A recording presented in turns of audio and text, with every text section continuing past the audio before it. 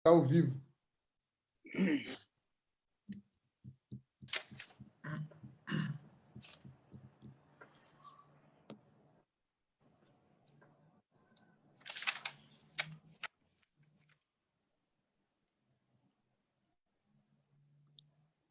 Isso aí, estamos já ao vivo. Boa noite a todos. Vamos conversando um pouquinho até as pessoas começarem a entrar. Para mim, mais uma vez, é uma honra. Eu me sinto muito lisonjeado por ter tantos profissionais com tamanha competência para tratar de um assunto que a gente fala extremamente importante, né, que é o retorno às aulas. Na minha opinião, na minha modesta opinião, né, isso já deveria ter sido feito. Teria que ser tido dado a opção, né, a opção sempre da família, né, quem vai decidir se vai retornar ou não é a família, e não o Estado interferindo na vida das pessoas. Acho que o Estado, nessa pandemia, ele acabou interferindo demais nas nossas vidas, né, com o tal do fica em casa, morra em casa, fica com falta de ar, quando você estiver com falta de ar, você vai para o hospital. Então, essa é uma crítica que, depois de conversar com vários profissionais, entre eles vocês, que acabaram me ensinando muito, né? A gente foi a fundo na questão. Então, esse fica em casa acabou matando muita gente, as consequências estão aí, né? Então, doutor Luciano, doutor Márcio, doutor Pinho, doutora Cíntia, para mim é uma honra poder compartilhar aqui esse momento especial. Da última vez foi muito bom, a gente recebeu muitos elogios por a gente dar a oportunidade de informar a população. A gente não quer que as pessoas sigam o nosso posicionamento, mas a gente tem que ter... A gente vive num Estado democrático de direito, em que as pessoas elas devem ouvir todas as opiniões, e aí, por livre e espontânea vontade, elas fazem o que elas quiserem, elas formam a opinião delas, né? Eu sempre parto desse princípio, né? A gente tem que informar com pessoas qualificadas, com pessoas competentes, que sabem do assunto, e aí sim deixa a pessoa, né, no seu livre-arbítrio, se ela quer tomar decisão, se ela quer fazer o tratamento precoce, se ela quer levar o filho para a escola, a decisão tem que partir da família, das pessoas. Então, feita essa introdução, passo a bola aí para vocês, vamos fazer uma apresentação breve, depois a gente já começa a nossa live. Eu acho que posso começar, né? Meu nome é Antônio José de Pinho Júnior, sou campineiro nato aqui, né? Muito preocupado com o que acontece na nossa cidade, né? Sou médico clínico horizontal do Hospital Mário Gatti há mais de 30 anos, né? Sou professor da área de alergia, imunologia e clínica médica na Faculdade São Leopoldo Mandic. Tenho doutorado pela Universidade Estadual de Campinas, a Unicamp, e estou muito preocupado, né, com esse assunto, porque eu acho que a gente não teria que estar discutindo a volta às aulas, teria que estar discutindo como voltar às aulas o mais rápido possível. É essa a nossa necessidade, dessa infância que está sendo abandonada, né? Mais de 200 dias de pandemia e cadê o plano de retorno às aulas, que já deveria estar sendo implantado, né? E para falar, então, a questão da segurança da volta às aulas, eu acho que eu começaria mostrando aqui para vocês, eu vou compartilhar a tela aqui, a situação epidemiológica aqui na cidade de Campinas, né? Que nesse momento já está vivendo uma fase mais avançada da pandemia. Então, aqui, que vocês podem enxergar, a curva já teve o seu pico, já está na sua fase descendente. Isso aqui são dados da Devisa, aqui da cidade de Campinas. Então, no número de casos novos, já estamos vivendo uma curva descendente, já há algumas semanas de forma consistente, e também o número de mortes, né? A gente também observa aqui que você está apresentando, então, uma curva descendente no número de mortes. esse ponto é fundamental porque, na verdade, o retorno às aulas em algumas áreas, por exemplo, para os estudantes universitários, especialmente que a gente convive, né, que são os estudantes de medicina, que são jovens que estão no 5º, no 6º ano, eles já estão de volta nos hospitais há mais de 30 dias. E apesar de nós termos tido casos nessas pessoas de Covid, os jovens normalmente evoluem muito bem, a grande maioria nem chega a ter sintomas, não chega a ter aquelas fases mais avançadas da doença, mostrando que nessas pessoas o sistema imunológico, a imunidade dá conta do recado, né? Consegue inativar o vírus de uma forma bastante eficaz, né? E acho que esse é um ponto também importante, né? Quando você pega as pessoas jovens, a doença tem um comportamento muito menos grave do que em pessoas idosas com comorbidades, e isso parece que foi esquecido, né, pelos nossos gestores, né? E se trata a questão individual, a questão da exceção como regra. Ah, mas eu tenho meu filho que mora com o avô, que o avô é grupo de risco. Isso é exceção, gente. Não vamos tratar a exceção como regra. Ah, mas eu tenho uma professora também que é idosa, é grupo de risco. A gente está cheio de professores jovens, saudáveis, que podem voltar, que devem voltar. Então, eu não entendo o que está acontecendo e por que dessa discussão ainda nesse momento que as curvas já estão descendentes. Eu queria falar mais um pontinho fundamental, que é a questão de vincular, como alguns advogam, o retorno às aulas à disponibilidade de vacinas, gente. As vacinas não estão prontas. As vacinas, elas não têm ainda o seu perfil nem de segurança, nem de eficácia totalmente desenvolvido. Então, talvez a gente não tenha vacina nem no ano que vem, né? Não existe essa certeza. Estão contando a famosa história com o ovo dentro da galinha. E tirar o ovo de ouro dentro da galinha, você mata a galinha e fica sem ovo. Então, a coisa mais importante nesse momento é dar tempo ao tempo, dar tempo para a vacina ser desenvolvida. A gente tem outras estratégias disponíveis aí.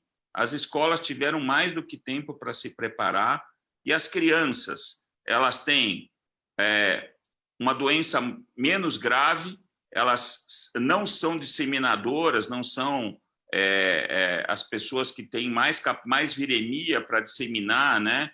Elas não têm não são major spreaders que vão disseminar o vírus como acontece no influenza. No coronavírus, as crianças têm uma imunidade inata prévia, têm uma imunidade celular prévia que dá conta na maioria dos casos. Então, a gente precisa que a infância retome, que as crianças se desenvolvam, né, do ponto de vista não só de conteúdo, de aula, mas de convivência, né? Criança precisa conviver, precisa brincar com outras crianças, né? As crianças precisam sair de casa, precisam desenvolver o seu sistema nervoso, né? As suas habilidades manuais, as suas emoções, né? E isso se desenvolve convivendo com outras crianças. Antigamente, quando as famílias eram grandes, a escola era menos necessária, né? Quando você tinha 10, 12 irmãos. Mas hoje em dia a escola é fundamental, gente. Então, vamos cuidar das nossas crianças, vamos voltar às aulas com segurança, seguindo protocolos corretos e sabendo que existem outras estratégias que nós vamos conversar aqui, né? Existe tratamento precoce, né? Existe como fazer profilaxia. Não adianta negar isso daí, esse negacionismo invertido, né? Ideológico não tem mais como ser disseminado aí. Vamos conversar coisa séria, que o papo é outro. E se depois vocês quiserem ver as coisinhas da vacina, eu tenho aqui as novidades da vacina, inclusive a questão da da vacina de Oxford ter sido colocado em pausa, né? Para mostrar como isso é difícil de desenvolver vacina, não é uma coisa pronta já, né?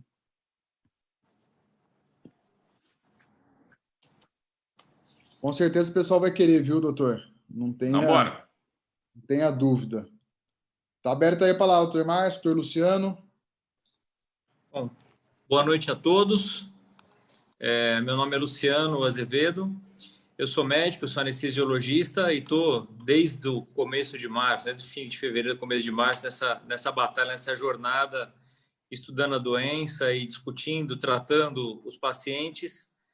E para quem me acompanha de alguma forma e começou a ver meus vídeos lá no comecinho de março, eu pedia, tanto aqui quanto na grande mídia, que eu tive a oportunidade de falar algumas vezes, para que a gente se mirasse no exemplo dos outros países, né? E que a gente aprendesse com a experiência dos outros países que estavam sofrendo com a doença na nossa frente, para que a gente não perdesse tanto. Mas, infelizmente, o STF, aqui no Brasil, transferiu a responsabilidade para governadores e prefeitos, tirou do poder central uma ação central para o embate nessa doença, e numa pandemia, na minha opinião, seria fundamental em que a gente tivesse uma ação central, com planejamento central capilarizado depois para os estados e municípios, mas enfim.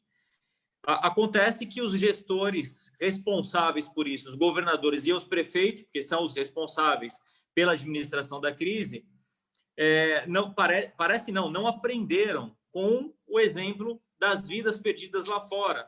E, para mim, nós tivemos uma grande perda aqui, uma grande atrapalhada no país, e Campinas eu considero um lugar onde essa atrapalhada foi até maior, porque eles não ouviram nada além de uma única voz.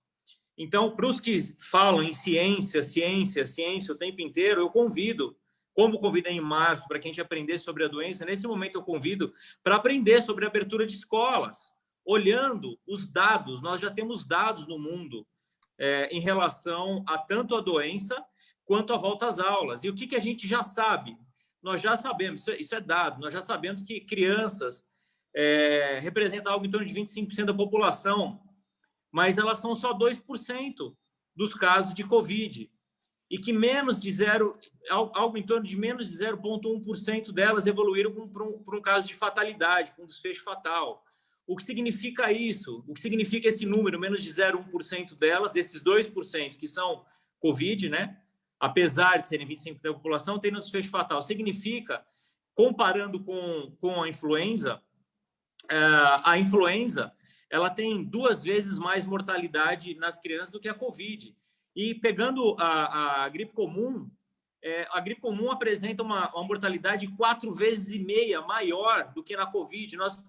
Em crianças de 0 a 14 anos, estou colocando de 0 a 14 anos, a gripe comum tem uma letalidade, uma mortalidade 4,5 vezes maior do que a Covid, do que nós já mensuramos na Covid no mundo hoje. E nós não fechamos escola por conta da gripe comum no planeta. Tá? Ou seja, eu venho corroborar com a informação do Pinha. Nós já sabemos há muito tempo que crianças são péssimas portadoras. O coronavírus não gosta de criança, tá? O SARS-CoV-2, a Covid não gosta de criança. Elas são péssimas portadoras, elas são péssimas transmissoras e elas são péssimas adoecedoras, né? Não adoecem. Em abril, nós tivemos 192 países que fecharam suas escolas. E aí, algo em torno de 1,6 bilhões de estudantes ficaram fora das escolas. Em setembro, nós temos 46 países fechados. E o Brasil lidera um ranking horroroso. Por que um ranking horroroso? Porque nós somos praticamente o único país que está com mais de 200 dias, com tudo fechado e sem planejamento de retorno. Como dado comparativo, eu vou citar a Dinamarca. A Dinamarca ficou 30 dias com as suas escolas fechadas, a Alemanha, 68 dias, a Noruega, 46 dias, a Bélgica, 64 dias. Todos esses países eles estão num ranking muito melhor do que o Brasil no PISA, ou seja, o sistema educacional deles é muito melhor do que o nosso. E eles o número de qual o desdobramento disso? Esses países já mediram o que aconteceu com as suas populações quando as escolas voltaram. Nós já temos isso, o retorno às aulas não impactou tanto o número de casos, mas principalmente não impactou o número de óbitos. Por quê? Porque crianças são péssimas portadoras e mais péssimas transmissoras ainda. Tem um estudo do estado de Nova Gales, na Austrália. Eles voltaram às aulas e o que eles perceberam? Dentre 863 contactantes próximos, eles tiveram somente 2 casos secundários da doença, ou seja, esses 2 casos eram alunos, não foram os professores, corroborando com a informação. Crianças, além de serem péssimas portadoras, são péssimos transmissores, porque coronavírus não gosta de criança. Então, eu venho trazer essas informações para o pessoal que fala em ciência, e também para acalmar o coração dos pais com dados. Entende? Se nós não temos medo de colocar os nossos filhos nas escolas em tempos normais, onde a gripe comum tem um índice de mortalidade 4,5 vezes maior do que o que nós já observamos na Covid, e nós já temos a métrica desses países, né? Porque tem muita gente que fala, não, mas os professores vão pegar, o número de óbitos no país vai crescer. Nós já temos isso metrificado por países de primeiro mundo, países que estão liderando o ranking de educação muito acima do Brasil. Nós estamos deixando nossas crianças fora da escola, a escola está fechada, muitos desses adolescentes vão evadir, não vão voltar para a escola. Nós teremos impactos sérios do ponto de vista físico e psicológico. Físico eu falo porque grande parte das crianças elas só vão para a escola para ter uma alimentação, e muitas das crianças, a única alimentação completa, com uma proteína adequada, que elas têm dentro da escola. Muitas dessas crianças estão fora da escola, elas estão na rua, elas estão andando na rua, fazendo, às vezes, tendo contato social muito menos adequado do que estariam tendo na escola e recebendo informação na escola. Além disso, nós estamos tirando a oportunidade dessas crianças se alimentarem direito, então teremos consequências físicas, nutricionais, fora as consequências emocionais que nós vamos falar um pouquinho aqui, psicológicas. Então, não é que está na hora de voltar, passou da hora de voltar, nós já temos, como eu disse em março, em relação à Covid, eu estou falando agora, nós já temos muitos casos, muitos países que voltaram e metrificaram, mediram o que aconteceu com a atitude de voltar para as aulas. O Brasil está liderando o número de dias com os alunos fora da escola no mundo.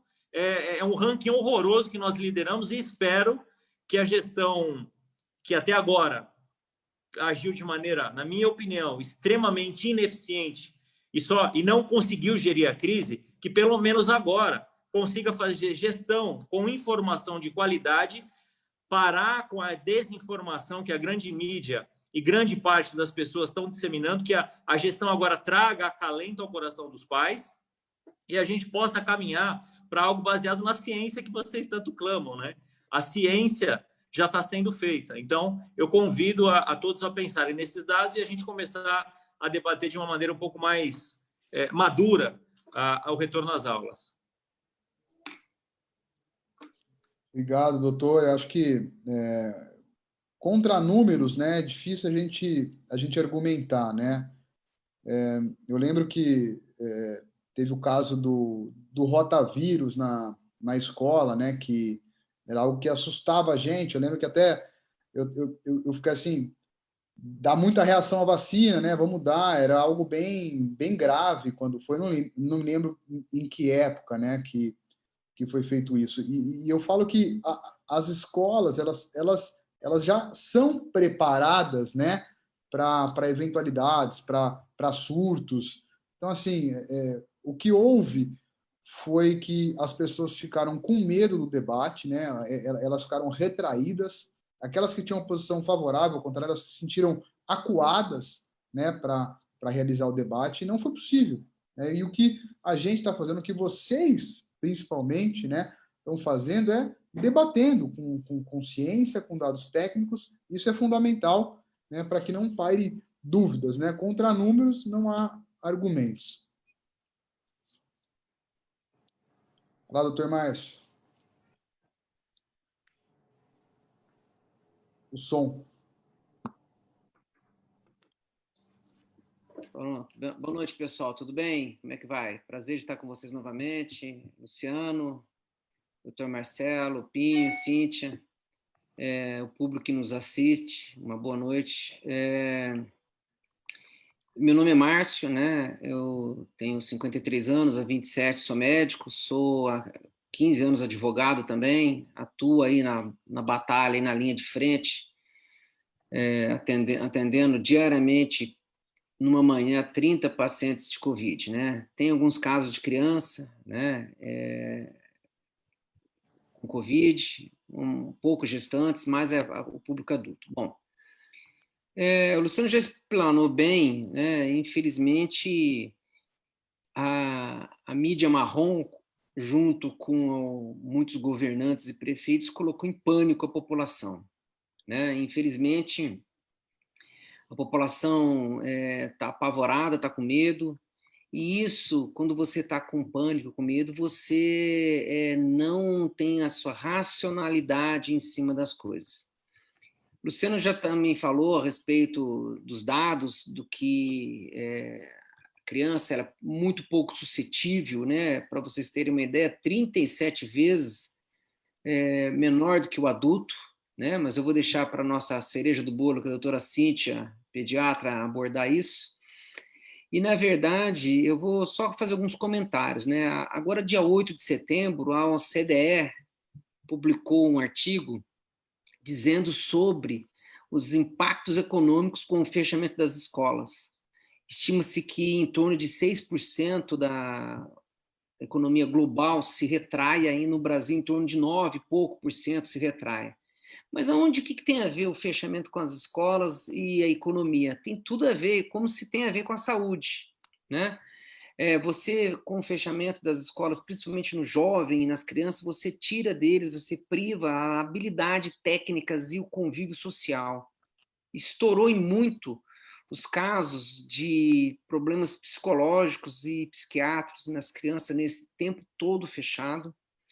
E com isso nós vemos que lá na frente, a própria OCDE, no seu relatório, ela diz que vai levar séculos para você recuperar essa habilidade e essa qualidade com que nós perdemos nesse período todo fechando. Infelizmente, há uma frase que diz o seguinte: quem não tem competência faz lockdown. Então, nós vimos a incompetência dos prefeitos e a incompetência dos governadores, e eu digo aqui, do nosso governador do estado de São Paulo, e do nosso prefeito de Campinas e da região, muitos lugares na região metropolitana de Campinas, uma incompetência, um número por milhões de mortes, e se coloca em pânico a população, né?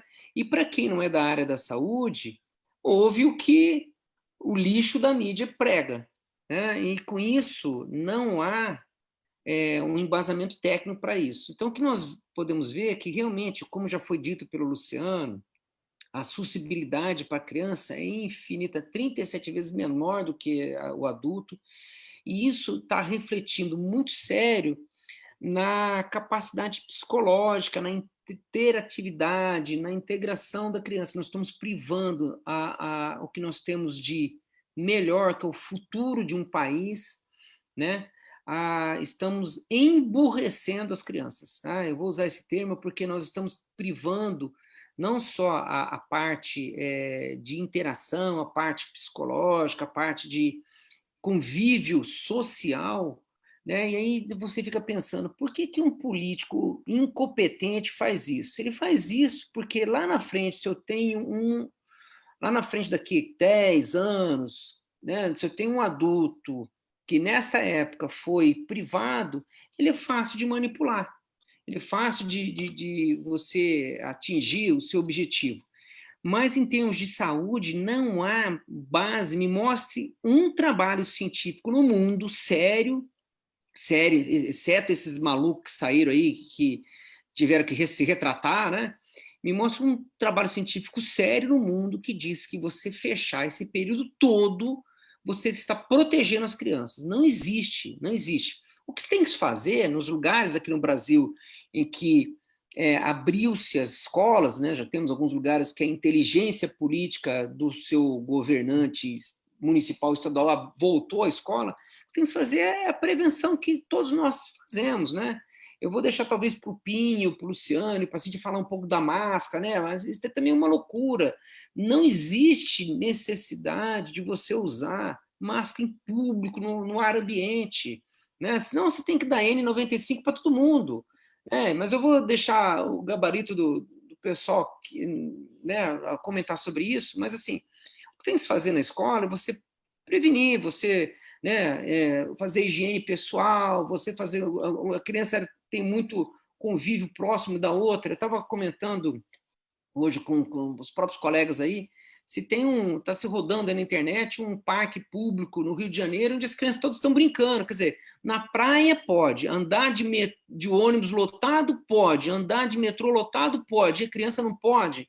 Então, assim, infelizmente, nós vamos colher tristes lembranças desse período, né, onde você privou o convívio social, não tem trabalho científico sério que demonstre que é arriscado voltar às aulas, né? E agora, como é que se resolve isso? Se resolve com o nosso STF lá, botando a mão na consciência e vendo a besteira que eles fizeram, né? De tirar o nosso livre-arbítrio, tirar a nossa liberdade pessoal, e isso foi, infelizmente, uma experiência com sucesso socialista comunista que o Brasil viveu, né?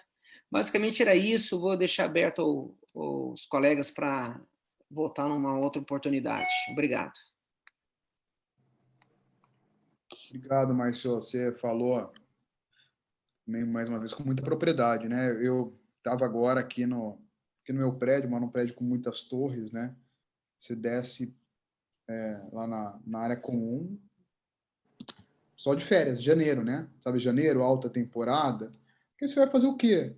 Né? Quando foi aquele pânico, todo mundo fica em casa, né? Em março, eu lembro, dia 19 de março, né? Só que as crianças não aguentam mais, os pais não aguentam mais. Acho que tinha, sei lá, hoje, tá? Tinha umas 40 crianças ali embaixo, 40, de todas as faixas etárias. Está muito quente aqui em Campinas, né? Acho que no Rio também deve estar, né, doutora? As praias lotadas. Agora abriu o cinema aqui em Campinas, os parques. Outro dia eu estava perto lá do bosque do Jequitibá, cheio de criança. Então, ninguém me convenceu do contrário, tá? Eu ouvi todas as opiniões e tenho a minha convicção, né? A gente tem que formar a nossa convicção de acordo com aquilo que a gente acha. Então, minha convicção é muito clara, né? A opção de retorno às aulas tem que ser dos pais. Os pais querem decidir, criança volta ou criança não volta. O Estado não vai interferir na minha posição como pai de 2 crianças aqui na minha casa. Eu que decido, tá? Em conjunto, obviamente, assumindo a responsabilidade com a escola.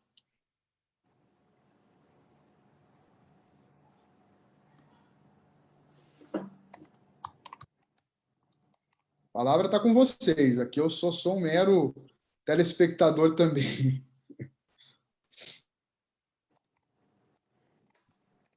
Vamos, Cíntia, queremos ver você, minha querida. Cíntia, Estamos aqui, começou o plantão noturno aqui. Já começou o nosso plantão. Oi, eu estava aqui olhando o que eu tinha escrito, que eu falei, tem alguns dias eu peguei um pedaço de papel e coloquei, né, que eu achava que a gente poderia tocar no assunto, e não é mera coincidência que todos nós estamos batendo nos mesmos pontos, né? Que são pontos que a gente já vem discutindo e já vem conversando, né? São inevitáveis, né? O número de crianças contaminadas é mínimo e eu vou compartilhar a tela aqui. Cíntia, se apresenta para o pessoal que não te conhece, Cíntia. Desculpa. Enfim, eu sou pediatra, tenho 31 anos de formada, eu faço reumatologia pediátrica há 29, então eu vejo bastante criança. Fiz muito tempo de UTI pediátrica e neonatal, então a experiência ela existe, né? E por algum motivo o grupo de Campinas acabou me chamando para ajudar a conversar com os colegas. Eu faço parte desse grupo de 10 mil médicos no país que estamos nessa cruzada contra o Covid, né? A favor do tratamento precoce, a favor da abordagem precoce, não só no Covid, mas em todas as doenças, né? Eu costumo perguntar para as pessoas, vem cá, Alguém demora para tratar infarto? Né? Alguém demora para tratar AVC? Então, por que vai demorar para tratar o Covid? Então, assim, eu não entendo essa colocação de não tem tratamento. Né? Realmente é impossível não se revoltar com o discurso usado inicialmente do fique em casa e espere ter falta de ar. Né? Gente, essa frase nunca entrou, acho que, na cabeça da maioria dos médicos que eu conheço, porque não tem lógica com tudo que a gente fez a vida inteira, que é tratar precocemente, diagnosticar precocemente, intervir precocemente. Todo mundo sabe que protocolo de sepsis, você começa antibiótico com 1 hora de febre. 1 hora. A gente está falando em tratar no 2º dia, no 3º dia, e mesmo assim ainda estamos falando como se a gente tivesse a caça às bruxas, né? Como citado pelos colegas, os artigos absurdos, fake, falsos, e que foram publicados em revistas de renome internacional. Eu tenho colegas que falaram para mim assim, poxa, Cíntia, quando você falou que o artigo do Lancet estava errado, eu falei, gente, ela está viajando. E você estava certa. Eu falei, gente, leitura crítica. Os professores nos ensinaram a gente a ler criticamente. Não é porque foi publicado, foi falado, o cara pode ser um bambambam e fazer uma besteira, se ele estiver desatualizado, enfim. Eu acho que está faltando muita experiência nas pessoas que estão não tratando, né, sobre como conduzir essa doença. E aí a gente cai, né, nas crianças, né? Desde o início da história, em janeiro, que eu comecei a ler e me embebedar de leitura sobre o Covid. E a gente ficava escutando as coisas ainda lá na China, ficava, gente, criança não tem nada? Onde estão as crianças? Primeiro que a gente achou que as crianças eram um grupo de risco, né? As crianças, os doentes crônicos, enfim, as gestantes eram um alto grupo de risco, como no próprio H1N1. E, com o tempo, a gente viu que as crianças não eram um grupo de risco. As gestantes não são um grande grupo de risco. Claro que, uma vez doente, e se tiver uma certa gravidade, você vai correr riscos. Tem outros critérios, né? Além de ser gestante ou ser criança, para ser grupo de risco. Obesidade é um deles, que está sendo muito impactante, inclusive, né? Logo também que a doença chegou aqui, eu comecei a ver que tinha muita coisa a ver com a obesidade. Falei, gente, obesidade é fator de risco. Não, a China não descreveu obesidade. Eu falei, tá, mas não tem obeso na China. O oriental ele não tem um hábito de comer mal e de ter obesidade, de comer muita gordura. Não é à toa que os Estados Unidos se tornou um dos maior número disparado de doentes, né, e de óbitos no mundo. Né? Então, tudo isso fez com que os pediatras e os médicos começassem a perguntar e a se perguntar o que fazer, né? Cadê as crianças? Aonde que a gente vai entrar na história? Como as crianças só começaram a adoecer, só começaram a ter alguns relatos de alguma coisa em criança no final de abril, início de maio, a gente já estava tratando adulto, né? A gente já estava tratando colega, já estava tratando familiar.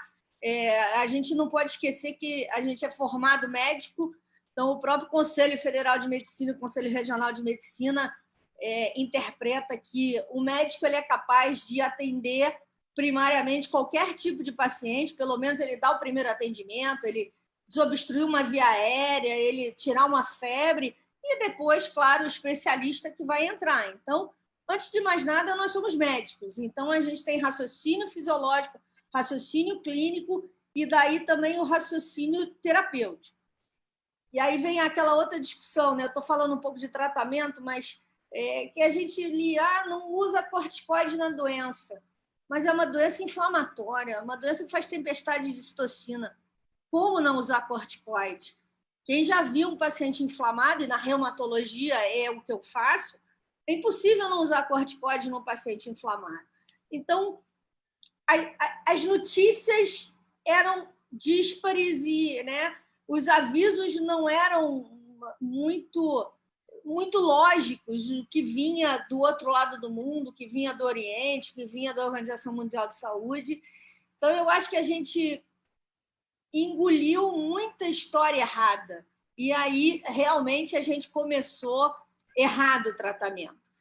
O tratamento começou a mudar, não só pela observação dos médicos tratando, né? Vários colegas que começaram a usar corticoide em março, em abril, justamente porque a gente via a necessidade na beira do leito e nada substitui a experiência na beira do leito do médico.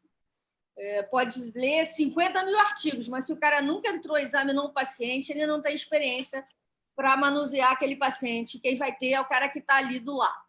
Então, isso é uma coisa muito importante, né? Que é a experiência prática. Então, os colegas que estavam na linha de frente, estavam nas UTIs, começaram a ver essa necessidade de tratar diferente e ver algumas coisas muito diferentes. E aí a Itália e a Espanha, né, começaram a nos fornecer várias outras informações que a gente não tinha, né? Impossível não agradecer a pessoa da Marina Bucar, né? E no dia que eu vi o primeiro vídeo dela, eu falei, gente, graças a Deus, alguém está me ensinando alguma coisa diferente e compatível com o que a gente pensava. E isso foi se sedimentando e esses médicos se juntaram, né? E, voltando a falar das crianças, o que é importante falar? Que a gente tem que ter um retorno seguro às aulas, né?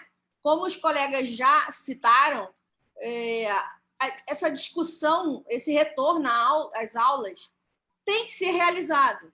Gente, a gente não vai ficar 10 anos dentro de casa trancado. Quanto tempo vai demorar para ter uma vacina? A gente não sabe, né? Elas estão em fase 3 atropeladas, a fase 2 atropelada, não existe perfil de segurança. Por conta dessa falta de perfil de segurança, as próprias empresas fabricantes solicitaram que eles não sejam punidos e processados se houver falhas. Então, quer dizer, eles não têm certeza do perfil de segurança que a gente vai conseguir ter. Então, como que a gente vai esperar a fabricação e o lançamento de algo que a gente ainda não está pronto e a gente ainda não tem segurança? Então, a gente não pode embasar o retorno à vida em vacina, né? Vai ser ótimo ter uma vacina, mas vai ser segura? Vai ter que ser anual, como é a da gripe, a da H1N1? Nós não sabemos. Então, não dá para... Minha mãe sempre falou que ser não existe. Então, vamos discutir o que é fato, o que é realidade. Então, como também já dito, né, quem vai decidir, a gente não tem que decidir se volta às aulas, a gente tem que decidir como voltar às aulas. Quais as estratégias que as escolas têm que ter junto em conversa com os pais para que essas crianças retornem às aulas seguramente, né? Então, essa é uma discussão localizada, é uma discussão que vai de cidade para cidade, que vai de escola para escola, porque não adianta você dizer que todo mundo vai ter que ter uma área X, Y, Z livre. Não é assim, a estrutura de construção das escolas já estão. Então, cada escola vai ter que repensar como que ela vai fazer esse retorno em conjunto com os pais dessas crianças. Então, eu acho que isso tem que ser individualizado, sim. Cada serviço, cada cidade e cada núcleo, cada setor vai ter que discutir, né? Os pais têm que opinar, claro. Eles estão com medo, entende-se, né? Mas prender a criança dentro de casa não está evitando também que as crianças adoeçam. Elas adoecem pouco, elas são assintomáticas ou oligossintomáticas, mas elas adoecem mesmo dentro de casa. Então, por que a gente vai impedir o desenvolvimento dessa criança se mesmo em casa ela corre riscos? O risco não zerou estando em casa. Então, os pais, com certeza, o pai que não quiser que a criança retorne agora, antes de segurança, ele tem que ter o direito disso, né? As escolas vão retornar da mesma maneira? Certamente que não, né? Vão haver reduções de número de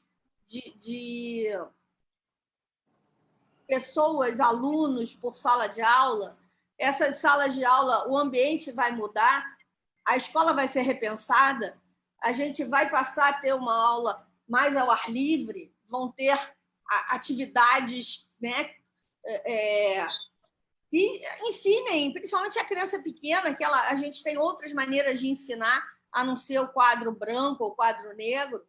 Então, eu acho que é um grande momento para a nossa sociedade como um todo repensar várias coisas, mas repensar e agir na preparação desse retorno e para que a coisa melhore, e não trancar as crianças dentro de casa. Então, isso é muito importante. As crianças não são grupo de risco, como já afirmei, já está publicado, né? Tudo que a gente está falando aqui já tem N artigos na literatura e a mídia todo dia produz algo nesse sentido. As crianças não são grupo de risco. As crianças não são grandes disseminadores do vírus. Elas não têm esse papel fundamental que se pensava, como o HN1, como o sincicial respiratório, como outras doenças comuns da faixa etária pediátrica. Então, elas não têm esse grande papel. Daí, a gente poder falar em retorno às aulas, né? Esse trabalho australiano que o Eduardo falou, o Márcio, enfim, já tô. Eu até tinha baixado ele aqui também. Ele mostra que não teve nenhum grande surto em várias escolas. Tem trabalhos alemães mostrando a mesma coisa, tem trabalhos franceses mostrando a mesma coisa. Então, não tem aumento de incidência de doença na região, nas crianças, nos professores, e nem de óbito com o retorno às aulas. Alguns países nem fecharam as escolas. A Suécia não fechou essas escolas. Outros países voltaram com um pouco mais de 30 dias e outros com um pouco mais de 60 dias. A gente já tem aí 200 dias. Isso tem que ser... tem que acabar. As crianças têm que viver, né? O risco para a criança não é zero, mas ele é muito baixo e ele não aumenta por ela ir à escola. E o benefício é gigante, né? A gente tem visto no consultório, nos ambulatórios, nos hospitais, que as crianças estão adoecendo por outro motivo também. Elas estão adoecendo emocionalmente, elas estão adoecendo psicologicamente, cognitivamente, elas estão regredindo no seu desenvolvimento. Então, tem crianças que voltam para a fralda, voltam para a mamadeira e para a chupeta, crianças escolares na faixa de 10 anos de idade que voltam a dormir com os pais, o que não faziam há séculos, né? O medo nessas crianças está absurdo, né? Elas estão com medo de conviver, porque o vírus vai saltar em cima delas. Então, isso, como dito aí também, já lido, vão demorar décadas para a gente poder reverter essa geração de crianças que está fora da escola, vai ter muita consequência, e nós vamos ver isso de perto. Infelizmente, eu acho que a solução, junto com o retorno às aulas, seriam criar núcleos de atendimento psicológicos. Seria extremamente interessante se isso fosse viável, né? Porque vai ser muito necessário, entendeu?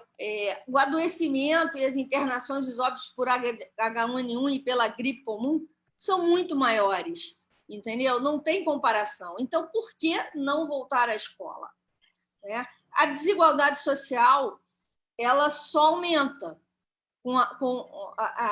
porque não adianta você assim ninguém volta para a aula. Mas a gente sabe que as pessoas com uma melhor condição socioeconômica estão tendo aulas online, estão tendo uma supervisão, têm condição de fazer essa psicoterapia, às vezes online, têm condição de ter até um professor além, né, para tirar dúvida. Então, isso acontece em quem tem melhor condição socioeconômica. E o coitado que não tem nem um celular direito ou uma internet que preste, ele até tem uma internet, mas é uma internet pequenininha. É uma internet para ele fazer algumas coisas. Não tem como ele ter 4 horas de aula por dia usando a internet dele, numa telinha pequena. Então, deixar todo mundo fora da escola vai nivelar por baixo. Isso também não é a solução. Entendeu? Então, isso a gente fica muito preocupado. E a gente começou a atender no consultório situações de pânico, situações de ideações suicida, começaram a aparecer nitidamente, de autoflagelo. Né? Eu já comecei a atender esse tipo de coisas e provavelmente os outros também, porque a gente tem conversado muito sobre isso. Né? Manaus retornou às aulas há mais de 2 meses e não teve nenhum pico. Entende? Enfim, por que essa polêmica toda de retorno às aulas? Isso é muito prejudicial. E, enfim, as crianças também podem ser, a população como um todo e as crianças, você pode fazer coisas que melhorem a imunidade, que melhorem a defesa, que diminuam o risco dela adoecer como um todo, entendeu? Existem medicações hoje em dia que a gente está usando em todas as faixas etárias, quando usadas precocemente, e as crianças também podem ser tratadas se adoecerem. Então, por que não? A criança não está adoecendo. Tá, mas se ela adoecer, vamos tratar. Porque numericamente é 2%, mas existe um número absoluto. Então, tratemos. Estamos aí para isso. Os médicos estão aí para fazer o diagnóstico e tratar. A gente já tem uma série de medicações, a gente já tem exames nesse momento.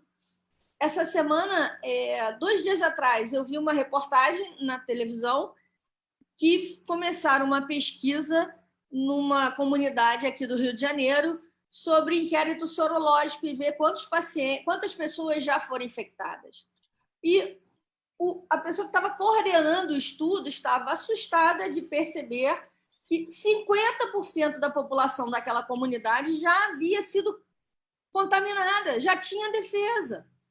Então, assim, o número pode ser muito maior do que aquele que a gente imagina, até porque nas comunidades não tem um quarto para cada pessoa, não tem como fazer isolamento social do único que está doente. Então, é falso a gente querer achar que todo mundo está protegido igual. Isso também não é verdade. Então, prender as pessoas em casa não resolve. E, como dito, as crianças estão nos parquinhos, as crianças estão nos plays, as crianças estão nas praias e elas só não podem estudar? Voltou tudo, só não voltou a escola. Não, a gente tem que cuidar da saúde das crianças, sim, e a saúde também passa pela saúde mental do convívio escolar, mais até do que o estudo em si, porque é óbvio que a gente não vai recuperar 200 dias em 2 meses, 3 meses. Né? O mais difícil de recuperar é o equilíbrio emocional e psicológico desse indivíduo. Então, assim, os pediatras estão muito preocupados, os médicos estão muito preocupados com esse não retorno às aulas. Eu acho que isso realmente virou o ponto principal. Essa semana, todos os assuntos giram em torno do retorno à escola. Então, a gente tem que discutir como ir logo, e rápido, e para onde. Doutora, e por que muitos médicos não se manifestam? Assim, algumas perguntas que eu ouço bastante. Assim, qual é o receio? Principalmente os pediatras, né? Você que é uma linha de frente. Eu acho que é uma dúvida que surge, porque eles que transmitem a segurança para os pais. Você concorda comigo? Então, também, se o pediatra ele não se posiciona, obviamente que os pais também eles ficam com receio, né, doutora? Sim, é verdade, é verdade. O posicionamento, eu não tenho como responder, né, a conduta individual de cada pessoa. E a maioria dos pediatras que eu tenho convivido, assim, pessoas... Foi meio que comum essa necessidade da gente querer tratar, mesmo que não seja o nosso grupo de faixa etária que está adoecendo. Mas a gente não conseguiu ficar de braço cruzado. olhando, né, as coisas acontecendo. Então, a gente foi atrás e começou também a tratar outras pessoas. Por que eles não se posicionam? Medo. Tem alguns pediatras, tem alguns médicos, em geral, que estão com medo de adoecer, os que também são grupo de risco, né? As pessoas estão... Essa doença trouxe um pânico sobre será que eu vou morrer? Entendeu? Muita gente preocupada que vai morrer. Às vezes a pessoa está levemente acometida, mas ela entra em pânico, porque foi isso que está sendo dito na nossa cabeça há meses.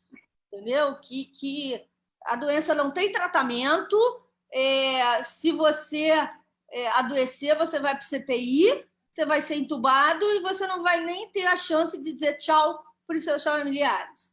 Então, isso entrou na cabeça das pessoas e entrou na cabeça de muitos médicos também, enquanto pessoas. Porque, por mais que nós sejamos médicos, antes de ser médicos, a gente tem os nossos próprios medos. Então, talvez alguns desses médicos tenham esses medos e não se posicionam. Enfim, eu vejo que... Mas, Cíntia, eu queria só falar uma coisa. A gente não tem dúvida, né, que os pediatras, como excelentes clínicos, né, que são médicos né, que conversam, que examinam, que têm uma formação clínica fantástica, né, iriam se envolver. Mas a gente não pode tirar de claro que existe uma questão ideológica, né, e isso avança para as sociedades especialistas, isso avança para as cadeiras universitárias, né? E essa questão ideológica não é por medo, né? É por posição política, por posição ideológica que algumas pessoas ainda continuam defendendo o indefensável. É indefensável, né? Jogar o retorno às aulas para o ano que vem, gente. O que é isso? O que é isso? Olha, não, vamos voltar só quando tiver vacina. Se é que vai ter vacina, talvez essa vacina não aconteça até o ano que vem. O que é isso? Não tem sentido. Vocês viram que eu fiquei meio sem resposta, porque eu não tenho a resposta, porque nem todos se envolvem. Realmente, é um individual de cada um, política, enfim, influencia, mas antes disso, eu gosto de tocar na parte médica, e tem 2 comentários que eu também já vi. Um colega nosso também, né, lá do Amapá, o Jonathan, sempre fala, os cirurgiões, muitas vezes, estão sendo mais presentes do que os clínicos em alguns grupos, em alguns hospitais, em alguns tratamentos. Talvez porque os cirurgiões são mais, né, de vamos tratar, vamos abrir a barriga e descobrir o que vai acontecer, e depois a gente pensa, né, como o Pinho fala, né, atira primeiro, pergunta depois. E talvez alguns clínicos tenham ficado esperando o tal do trabalho científico duplo cego, randomizado, que eu não consigo entender como que a gente faz isso durante a pandemia. É a tal história, trocar o pneu do carro com ele andando. Não tem jeito, a gente vai se sujar, a gente vai se machucar, a gente vai se arriscar, mas não tem como parar o carro para poder fazer com total segurança. E a gente chegou num nível de pesquisa e de experiência também que duplo cego, nesse momento, já se torna antiético. Não existe mais ética de você fazer um duplo cego e deixar um paciente com placebo e outro com tratamento. Na verdade, isso é um bias. Cíntia, eles fizeram isso lá no estudo do Coalizão, que o grupo placebo também tomava cloroquina, né? Foi um negócio meio maluco, né? O grupo cloroquina tomou cloroquina e o grupo placebo também tomou cloroquina. Fantástico, né? Um estudo randomizado que não era randomizado. Não, e o randomizado com tratamento precoce, que o cara começa no 10º dia, onde é o precoce? 10º dia não é precoce. Então, a gente está vendo essas ditos artigos e trabalhos com financiamento e que, na verdade, estão indo contra a medicina. Eu tenho visto qual é o meu medo. O que eu tenho visto que eu não tenho gostado? São os médicos mais novos, talvez, os médicos mais academicistas, a universidade e as sociedades, as pessoas deixaram de fazer medicina e só faz o que está escrito no tal do artigo. Cadê o beira de leito? Cadê a vivência? Medicina sempre foi observacional. Vamos falar de história da medicina? Como é que se inventou a vacina? Como é que se inventou a anestesia? É observando. Desde lá, Hipócrates, é observando, é descrevendo o quadro clínico. Então, as pessoas simplesmente pararam de fazer história, exame físico, história epidemiológica e começaram a esperar o raio do PCR. Esperar um exame para saber se ela trata ou não. Gente, em toda a área médica, se você for esperar exame para decidir tratamento, vai perder muito paciente. E muito paciente. Em todas é o que você falou do infarto, né, Cíntia? Você esperar a troponina para trombolizar um paciente que está com dor típica e supra de ST, né, que é alteração do eletro, tempo é músculo, né? Tempo é vida. Não dá para perder esse tempo, meus queridos. E é o que você pega um paciente com anosmia abrupta, com aquela descrição, um caminhão passou por cima de mim, doutor, eu não estou conseguindo nem ficar em pé. Você vai esperar 5 dias o RT-PCR, que pode ter 30% de falso negativo? O que é isso? Quer dizer, não tem o menor sentido, é uma coisa maluca. Mas, assim, as nossas crianças, né, voltando à questão, né, elas estão sendo tratadas como massa de manobra. Não tem outra justificativa. A criança não é o foco do coronavírus. O Luciano falou bem. O coronavírus não gosta da criança, a criança não gosta do coronavírus. Sim, a criança tem uma imunidade inata, uma imunidade celular muito melhor do que os adultos e os idosos. Sim, e a gente não vai ter criança que não vai ter nem sintoma e não vai ter nem anticorpo, ela já destrói com a imunidade inata e celular, que é aquilo que o Carl Friston mostrou, que por isso que as curvas epidemiológicas estão caindo com 20%, com 15%. É uma imunidade prévia aí. Sim, imagina a comunidade aqui do Rio que já tem 50%. Já chegou nos 90%, já não tem mais, né? Já tem rebanho suficiente aí, né? Entendeu? Enfim, não tratar pela clínica é algo que me incomoda. Esperar duplo cego controlado durante pandemia é inadmissível, né? Qualquer coisa que você fique esperando o paciente adoecer do teu lado está errado. Gente, desde quando o tratamento de doença é comprar oxímetro?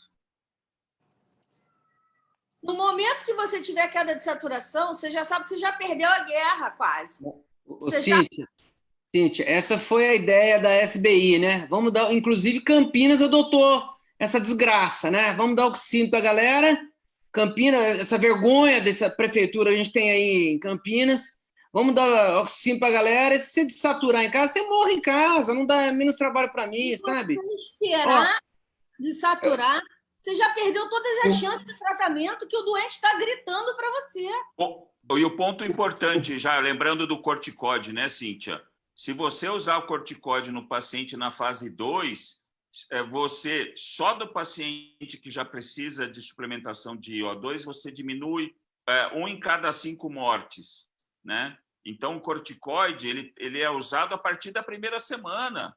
Esse já não tem mais discussão. Tudo bem que tem lugar aqui que demorou até começo de junho para pensar em começar a usar corticóide, que a gente já estava usando em março, né? E aí já vem aquela história, olha, o corticóide, Pinha, tem que ser a dexametasona, que é um tipo de corticóide específico. Já saiu de hidrocortisona. Se aquela porcaria da hidrocortisona, que é um corticóide muito mais mineral do que glicocorticóide, funciona, imagina o nosso maravilhoso solomedrol, o que faz com essa inflamação do coronavírus, gente. O que é isso? Tem que ser dexametasona. É umas histórias assim que não dá para acreditar. Eu falo assim, quem foi meu aluno, a culpa é minha, que eu devia ter reprovado na faculdade.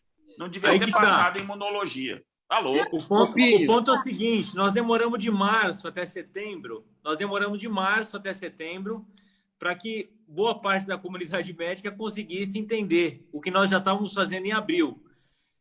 Nós vamos demorar até quando para entender o que os dados de outros países estão mostrando com as crianças nas escolas? Quanto tempo mais nós vamos demorar para mostrar que as crianças precisam voltar para a escola? E o impacto disso é praticamente nulo nas curvas da Covid. Nós estamos em descendente, primeiro ponto.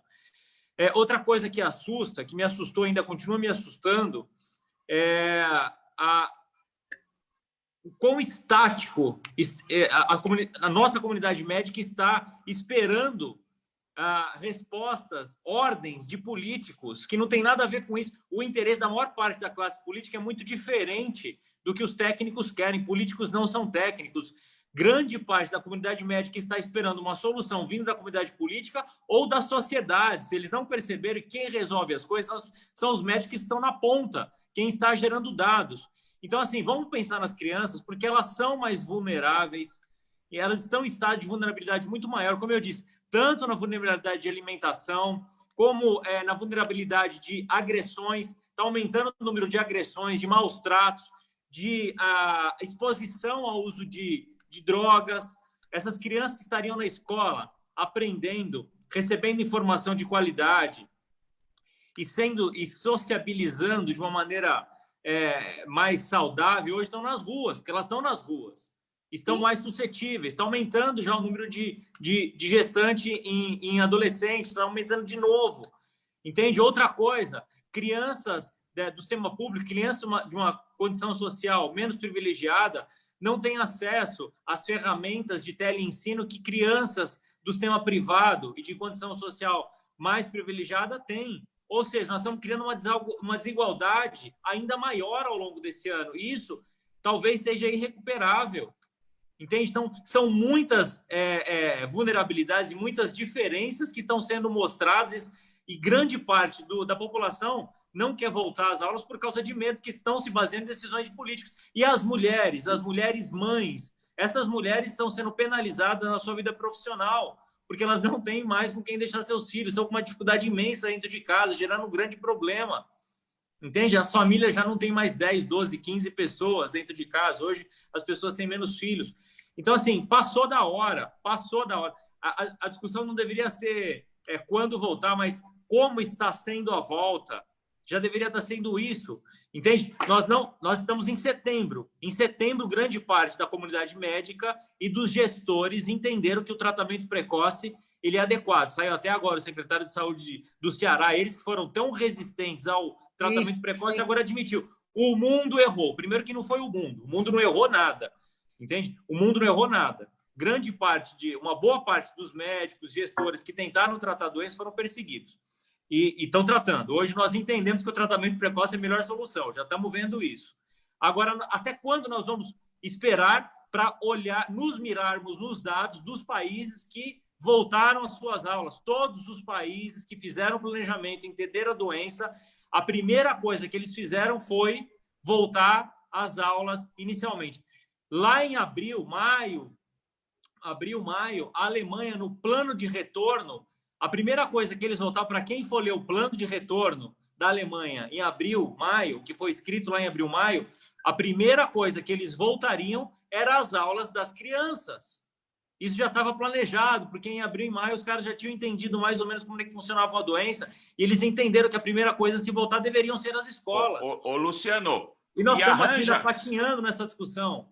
Ô, Luciano, me arranja uma atividade mais essencial para uma sociedade humana que não seja o ensino.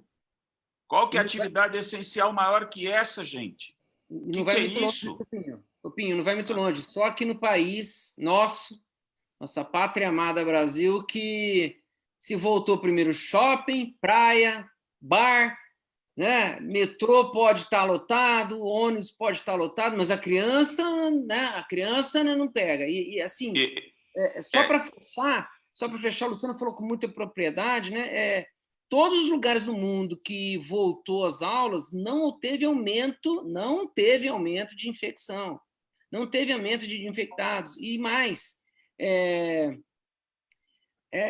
como fazer isso? Foi o que foi falado. Você tem um planejamento. Não existe. É uma incompetência nessa gestão municipal, uma incompetência na gestão do governo estadual. Eles não se planejam nada. E aí surge aquela dúvida, para que então deixar as crianças em casa? Massa, como o Pinho falou, massa de manobra. Infelizmente, lá na frente nós vamos colher um fruto de jovens e adultos com medo, com pânico, improdutivos, sem habilidade social, sem... Manipuláveis, né? E pessoas manipuláveis pelo medo. Entendeu? Porque daí você vai manipular. Você chega e essa que o quesito em si. Para que então manter fechado? Para você manipular essa turma lá na frente. Não existe um plano de governo, é uma incompetência. E aí, até quando que a população médica vai ficar deixando um governante municipal, estadual, que não é técnico, e me admira muito, que eu conheço, eu já tive o desprazer de conversar com alguns gestores médicos, que respondendo ao que a Cíntia falou, é falta de estudo. É falta de estudo. Vão sentar a nádegas numa cadeira e vão estudar a doença. Vão para a linha de frente. Mas não, é uma incompetência mental que você não consegue. Eu fico boquiaberto, né, com esses... Não, outra, viu, Pinho? Só para concluir. Fase 1, não se dá corticóide na fase 1, pelo amor dos meus filhos, entendeu? E aí, nego, mete corticóide. Parafraseando o grande Pinho, a hora que você mais precisa do seu sistema imunológico, você mete um chute na boca com corticóide. O corticóide é bem-vindo, muito bem-vindo, mas na fase 2. Aí fica umas incompetências prescrevendo aquela coisa padrão, né? A loratadina, corticoide, tal da dexametasona. Eu estou com ódio de dexametasona, para você ter ideia, tá? Porque se dá errado, se dá na fase errada. Então, eu pergunto, como é que você trata um choque anafilático com meio ml de adrenalina? Não, é chute na boca, entendeu? Aí fica, né, cheirinho de corticoide na fase 2. Pelo amor de Deus, sabe? Me irrita isso, sabe, Pinho? Ô Marques, e tem uma coisa assim que o pessoal estava perguntando, por exemplo, agora, né, da questão da Espanha, né, que parece que teve um aumento do número de casos, né, está tendo uma segunda onda lá, mas com muito menos mortalidade, gente. Não chegou nem 1/3 da mortalidade que tinha. Por quê? Porque está se tratando melhor, está se tratando precocemente, né? Está se usando medicação em fase adequada, né? Na verdade, como você prendeu demais, não seguiu o que o país racional, né? Quem que acertou nessa história? Quem mais acertou foi a Suécia, né? Que não fez essa loucura de lockdown, né? Ela admitiu, inclusive, que errou não tirando os idosos de asilos, de casa de repouso, aonde foi mais de 90% da mortalidade, mas eles não estão experimentando segunda onda lá. E vamos deixar bem claro, muito claro, as crianças, além de, na sua maioria, não terem a doença sintomática, elas não são os transmissores para os adultos, e isso inclui os professores. Isso inclui os professores. Agora, tratar a exceção como regra, é isso que é o absurdo. A galera fica com aquela história de falar assim, mas a criança vai para a escola, volta e transmite para o avô. Eu fico pensando, como é que é os médicos, os enfermeiros, os fisioterapeutas que estão na linha de frente? 3 dias na semana eu estou numa UTI com 30 leitos Covid, todo dia tendo numa manhã 30 negros Covid, como é que faz? Nos meus 53 anos, né, eu estou transmitindo também, então, quer dizer, é uma loucura se não te falar, não, mas vai levar, as crianças vai levar para o avô. Gente, a criança é mau transmissor. Agora, até quando que nós vamos permitir um político mandar na nossa liberdade individual? Não se esqueça você, político, que a eleição está aí. Não se esqueça você também que essa responsabilidade dessas mortes, tá? Que você, prefeito, você, governador, seja aqui ou seja no juízo final, vai cair na sua conta, negão. Entendeu? Não se esqueça disso.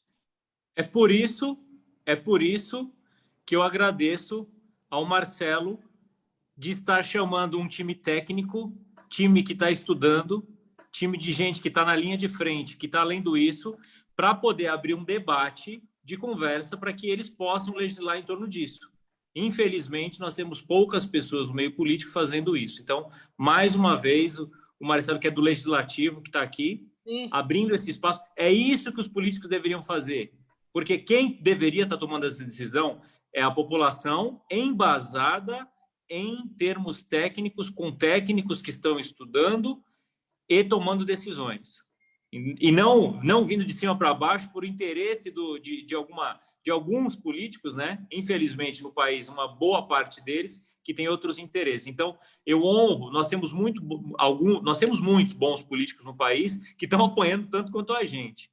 Então, essa iniciativa que está acontecendo aqui, eu esperaria que acontecesse com outros legisladores e outros gestores, tanto do nosso município quanto do nosso país. Um outro político que fez isso de maneira brilhante foi o presidente Jair Bolsonaro. Ele abriu essa discussão lá atrás com médicos e com técnicos para entender se a hidroxicloroquina funcionaria. E nós começamos a estudar isso no final de fevereiro a pedido do presidente, que veio através do Arthur Weintraub, que nos procurou enquanto Docentes pela Liberdade, que hoje eu sou diretor nacional de Docentes pela Liberdade, para juntar um time de médicos e cientistas para estudarem a doença. Então, esses políticos são políticos que entendem o que eles deveriam estar fazendo, que é o quê? Colocar o time técnico para estudar e achar uma solução para a população. É isso. Não o contrário. O que está acontecendo é o contrário. Que os legisladores e os gestores, legisladores não, os políticos, que têm outros interesses, junto com seus gestores, que são contratados por eles, estão tomando uma decisão de cima para baixo. Isso é muito triste. Isso não deveria estar acontecendo. Bom, o resultado está aí. O número de óbitos é muito maior do que deveria, e agora o número de crianças adoecidas não pela doença, não pela Covid, mas por doenças psicológicas, doenças nutricionais, doenças familiares, doenças de cunho de agressão, enfim, sofrendo diversos problemas por uma decisão de políticos e gestores com outros interesses. Então, Marcelo, muito obrigado por essa oportunidade, parabéns pela sua iniciativa.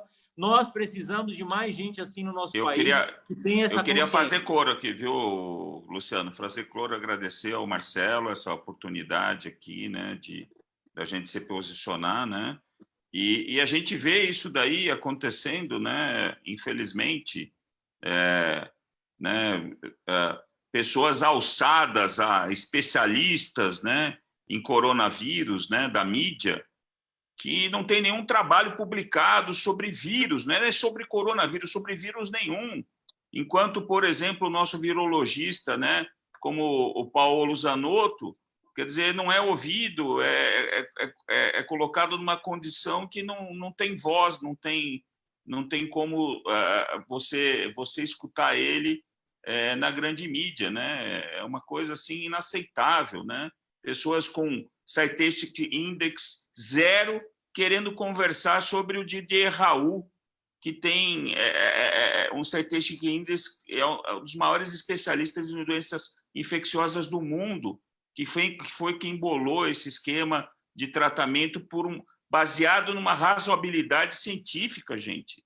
Né? Que no valor da cabeça dele, essas drogas já tinham sido usadas no SARS de 2002. O que é isso? Uma coisa...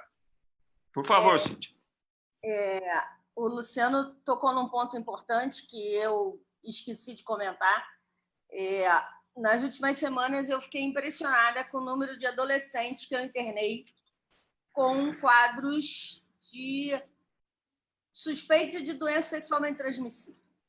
Quer dizer, além da gestação, né, das gravidezes, a gente está tendo risco aumentado de doença sexualmente transmissível, de infecções urinárias, doença inflamatória pélvica, e aí vai vir a reboque, a sífilis, a gonorreia, o HIV. O HIV é uma doença viral muito mais grave do que o Covid, né? Com muito mais morbidade e mortalidade, né? E aí, aquela velha história que também tem a ver com história da medicina. Poxa, quando apareceu o HIV na década de 80 e começou-se a se tratar com os antivirais, o AZT, etc. e tal, demorou-se 10 anos para ter estudos provando que realmente funcionava. Mas ninguém ficou de braço cruzado olhando os pacientes morrerem. As pessoas começaram a usar. Por que agora estão de braço cruzado? Eu não consigo entender isso. E lembrando, né, Cíntia, que o AZT foi uma droga reposicionada como a hidroxicloroquina está sendo aqui, né? O AZT era uma droga para tratar câncer que não funcionou para câncer, né? A hidroxicloroquina tem um grande porém, que quanto mais a gente estuda, mais a gente descobre. Primeiro que está escrito lá no nível de farmacologia da década de 70, que ela já tinha efeito antiviral. 50 anos atrás. Isso não é novidade, né? Segundo que, sabe uma especialidade que foi pouco perguntada sobre a hidroxicloroquina? Foi a reumatologia. Qual médico tem mais experiência no uso da hidroxicloroquina do que o reumatologista? Eu faço reumatologia pediátrica há 29 anos. O meu título de especialista tem 22 anos, porque foi a primeira prova de título de especialista de reumatologia pediátrica que teve no Brasil. Eu estava no primeiro grupo. Eu tenho paciente tomando hidroxicloroquina há 5, 10, 15 anos. Crianças. Cíntia, cuidado com a arritmia, hein, Cíntia? Essa besteira que falaram aí, né? Exatamente, o paciente... É o que fim acabou da de fazer 10 anos e eu trato dela desde os 6 e ela toma hidroxicloroquina há 4 anos. Então, Cíntia, vamos colocar claro, se um pai se sentir mais confortável de mandar o filho para a escola fazendo profilaxia com hidroxicloroquina, mesmo esse filho sendo uma criança, pode tomar, né? Pode tomar cloroquina do ponto de vista profilático, né? Eu falo, por exemplo, para os meus pacientes asmáticos mais graves, não tem problema nenhum com alguém que tem asma tomar cloroquina, tem uma ação anti-inflamatória também, não tem problema nenhum. Eu nunca pedi um eletrocardiograma para um paciente em uso de hidroxicloroquina por conta da hidroxicloroquina. Eu tenho muito menos experiência que você, Cíntia, mas depois de um ano, eu sou meio Caxias, eu pedi a análise de um oftalmo para ver fundo de olho, essas coisas. Eu ia dizer isso. A única preocupação que a gente tem... Depois de um ano. É o olho, que existe um risco de deposição, sendo que esse risco era maior quando a gente usava o fosfato de cloroquina, o difosfato de cloroquina. Quando chegou a hidroxicloroquina, há cerca de 20 anos que a gente tem a hidroxicloroquina mais disponível, esse risco caiu muito. Os últimos guidelines de oftalmologia começam a se preocupar com depósito ocular depois de 5 anos de uso crônico. A gente acaba fazendo exame anual, uma vez por ano, tentando. Mas a gente só se preocupa depois de 5 anos com uso crônico. Como que um remédio pode ser usado por um paciente durante 5, 10, 15 anos, sem risco, e ele passa a causar risco usado por 5 dias? O pessoal, só para lembrar aqui, é absurdo. Às 19 horas e 3 minutos, nós estávamos com 25.719 seguidores. Parabéns, doutor Marcelo.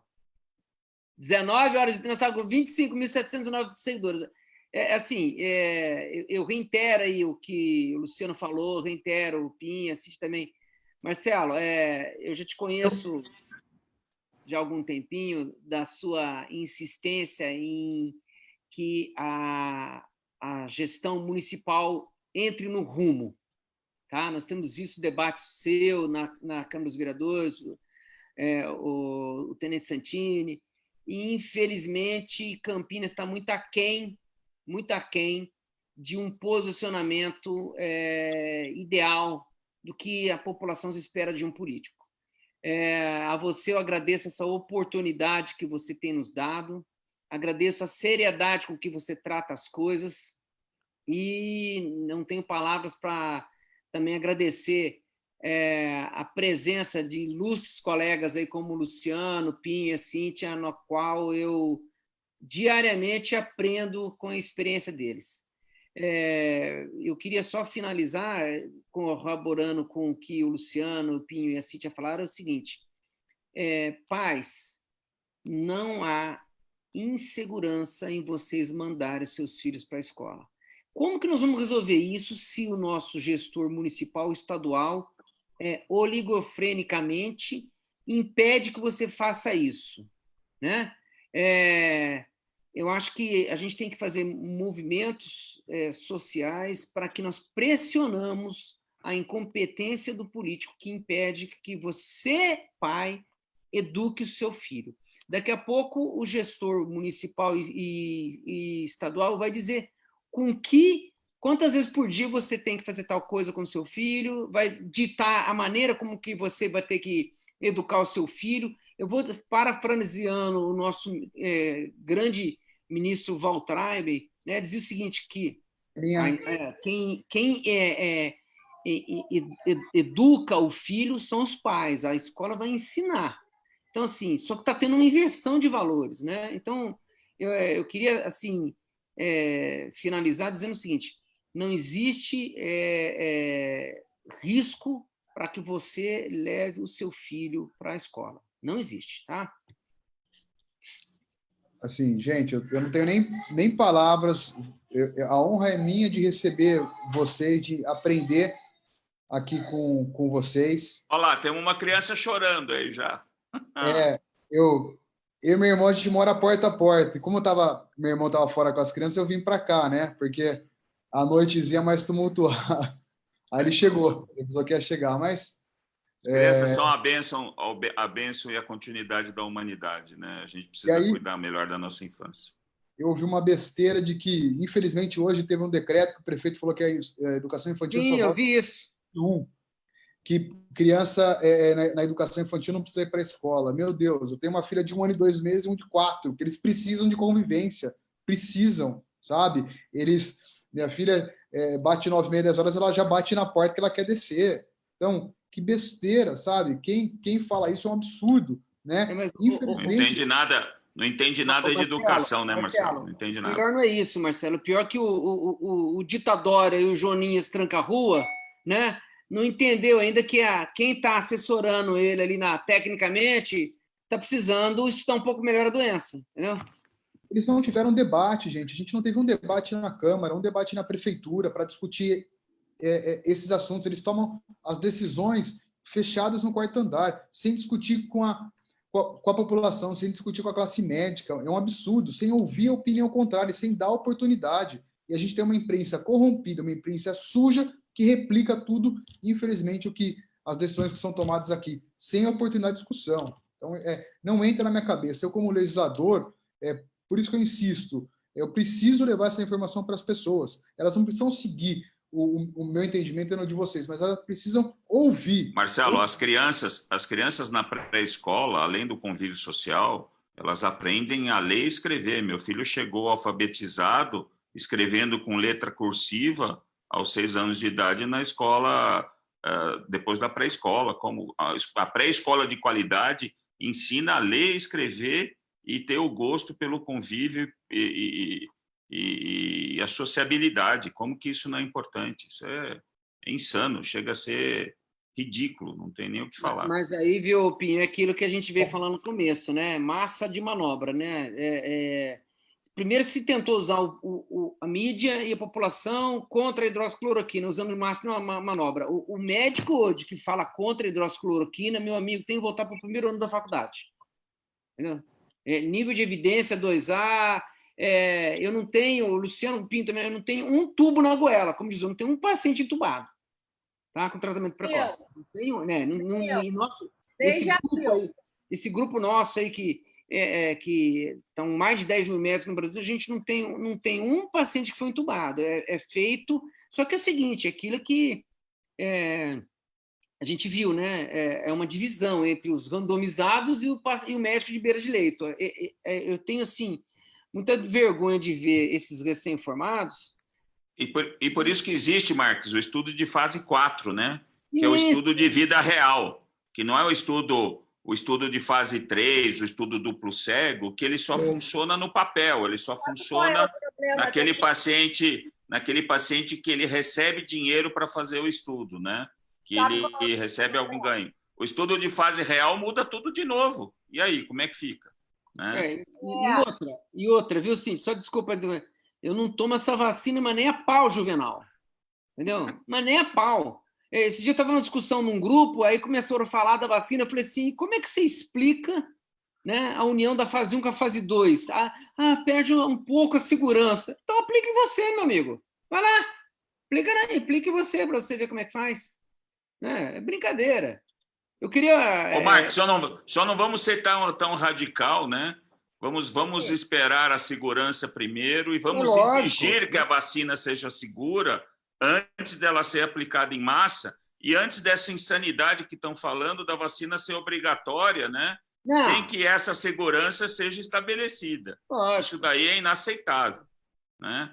Quer dizer, não dá para... Aí, desculpa, aí é guerra civil, aí acabou o país, né? A vacina tem que ter um critério de segurança antes de ter uma aplicação generalizada e essas pessoas que se submeteram, né, a não tem outro nome, mas a posição de cobaia dessa fase inicial, vão precisar ser observadas muito de perto, né, não é isso? E essa questão da segurança, ela vem antes da eficácia, vem antes da gente saber se a vacina funciona ou não.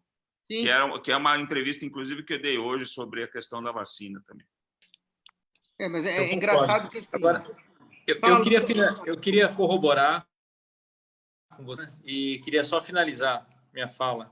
Eu acho que com duas coisas. Estou lendo aqui a Priscila Rabelo, que tem sido uma grande parceira nossa no tratamento precoce no país. Corajosa. Muito.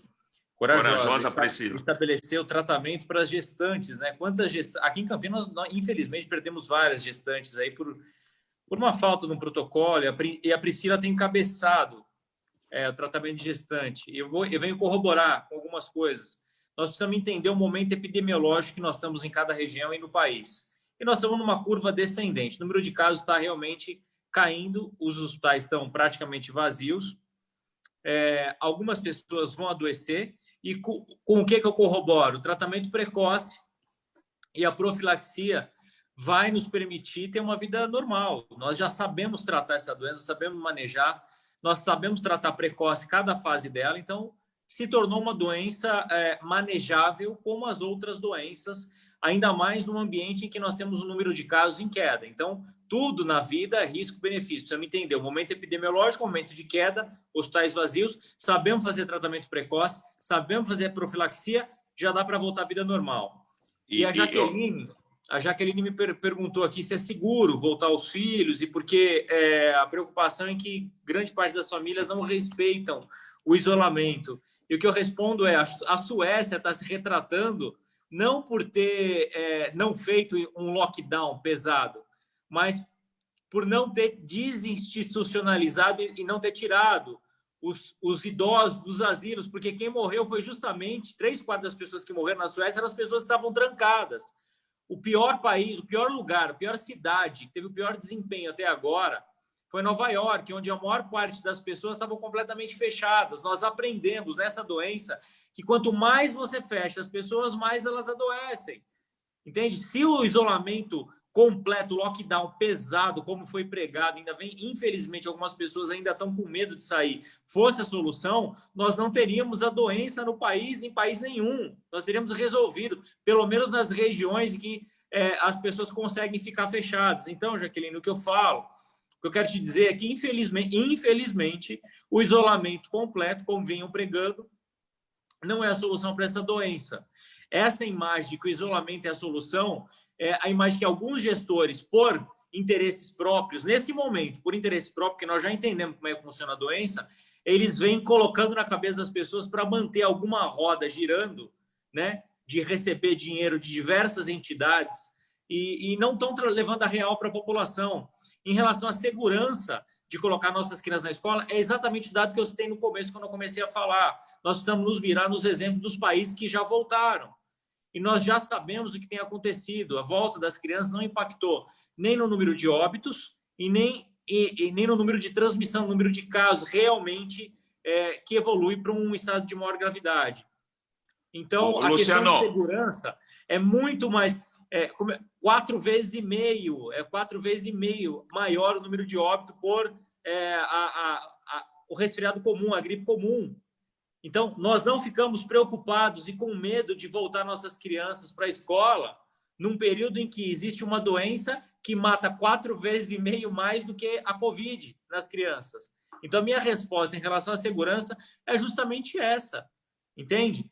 É entender a doença, entender que as outras doenças que nós convivemos todos os dias das nossas vidas, né, todos os anos da nossa vida, nós convivemos com elas, tem um índice de letalidade, um índice de morbidade muito maior do que essa, e precisamos voltar às crianças para que elas não sofram mais do que já estão sofrendo. E com isso eu finalizo e agradeço a oportunidade de estar aqui com vocês. Eu vou finalizar minha fala antes da Cíntia, deixar a Cíntia como nossa cereja do bolo. Também seguindo na tua linha da segurança, Luciano, da segurança alimentar. Nossas crianças precisam voltar para a escola para ter a segurança alimentar garantida, né? A merenda é fundamental para uma parcela muito grande da nossa população e isso não está sendo e não continuou sendo fornecido nesse período de afastamento. O outro lado também, voltando novamente à questão da transmissibilidade, do fato da criança não gostar do vírus e o vírus não gostar da criança, isso com certeza também garante que a criança convivendo com outra criança, o risco de transmissão entre elas é até menor do que a criança que só está convivendo com adultos.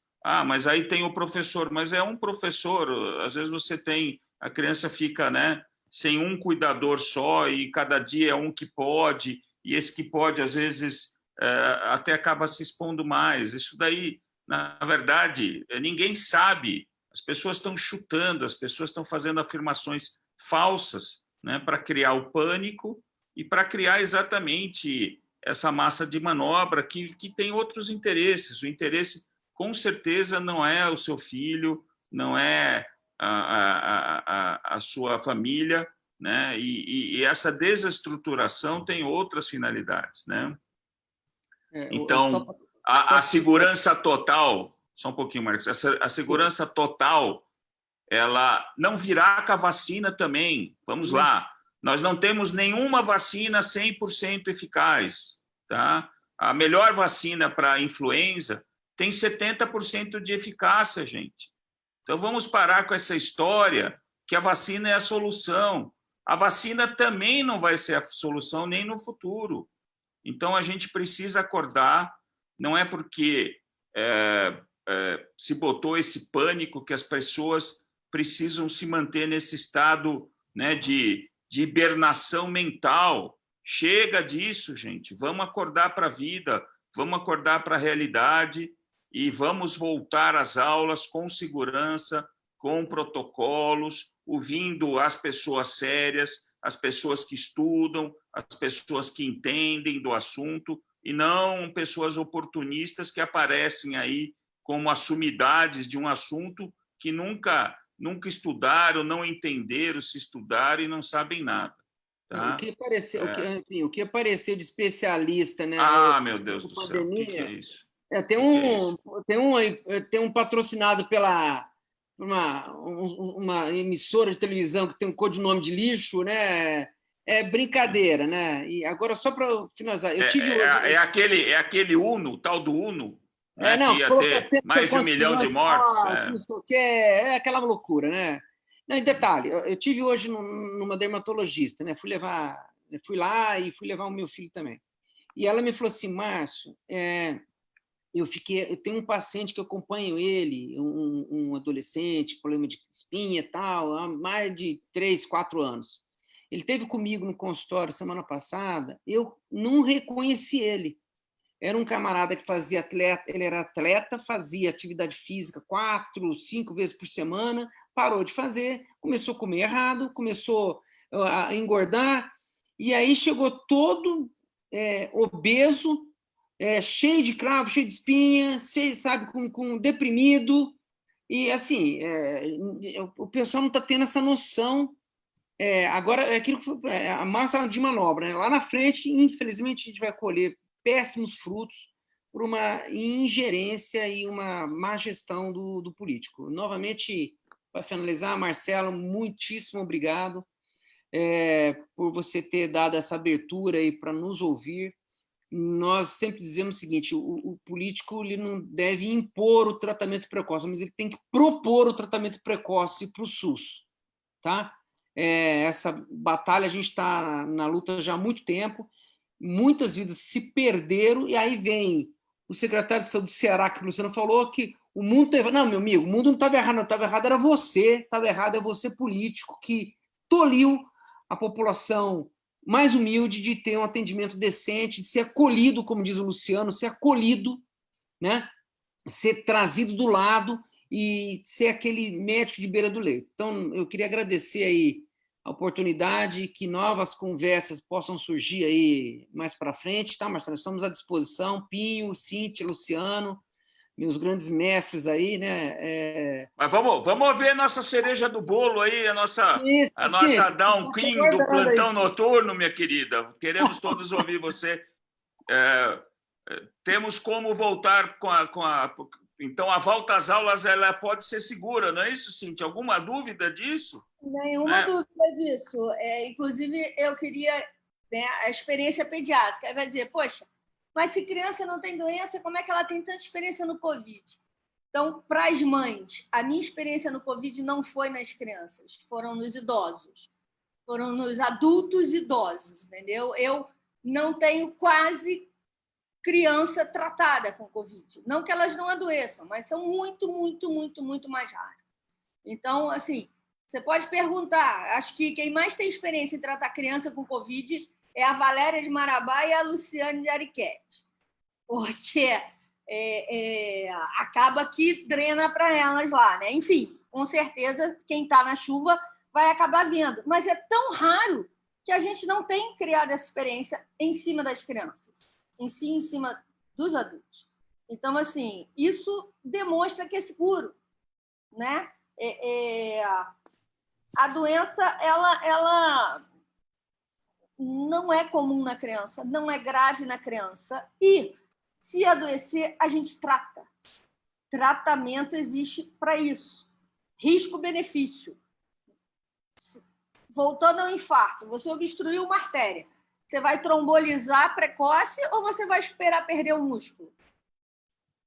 Qual o remédio que existe para você recuperar um músculo infartado?